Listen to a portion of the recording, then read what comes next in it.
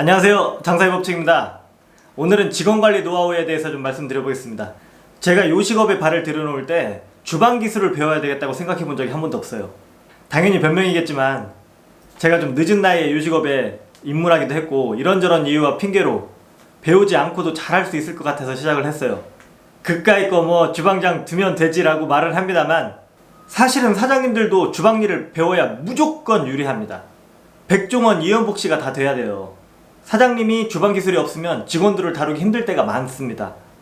큰 식당은 직원들 간의 위계 질서가 장난이 아닙니다. 꼭 군대 같아요. 그 나이 드신 참모가 20년 이상 어린 실장한테 눈도 못 마주칩니다. 꼭 존칭 써주고요. 또 실장은 점장한테 그러고요. 근데 저 같은 초짜가 이런 실장 점장을 어떻게 다룹니까? 저의 노하우를 좀 말씀드려보면 관리자들, 그러니까 즉 점장, 실장들과 끊임없이 교류를 해야 됩니다. 그리고 거래처 관리를 직접 해야 되고 마지막으로 계속 공부해야 됩니다.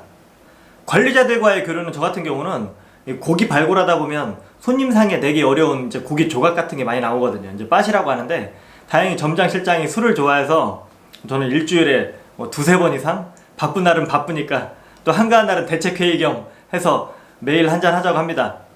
프로들이라 다음날에 일하는데 지장 없을 정도로 다 알아서 조절해서 먹습니다. 각자 가족 이야기, 그리고 내 고민 이야기, 가게 이야기, 나름 끈끈한 관계가 됩니다. 그런데 술자리에서 가장 중요한 포인트가 뭔지 아세요? 이것 때문에 술자리를 하는 거죠. 내가 이 가게에 얼마큼 신경을 쓰고 있는지, 내가 당신들을 얼마나 아끼고 믿고 있는지를 보여주는 겁니다. 주인이 신경 쓰지 않는 가게는 직원들도 신경 쓰지 않습니다. 이건 99%가 아니고 100%예요. 둘째로는 거래처 관리. 대부분 실장급 이상은 개인 거래처를 다 가지고 와요. 기존 거래하던 데가 있으니까. 근데 존중해주되 그곳 한 곳만 두면 안 돼요. 게다가 한우 전문점 같은 곳은 거래처 한 곳에서 절대 수급이 안 됩니다. 육가공 업체 여러 곳을 기본적으로 갖고 있어야 돼요. 그래야 원활한 수급이 되거든요. 그런 거래처를 실장이 알아봐서 거래를 트면 안 됩니다. 사장이 직접 발로 뛰어야 되고 검색도 해봐야 되고, 실제로 저도 서울 마장동까지도 여러 번 올라가서 거래처를 만들기도 했어요. 대전 육가공 업체만 해도 10군데 이상 찾아가서 상담하고 해서 대전 업체만도 여러 곳이 있었어요.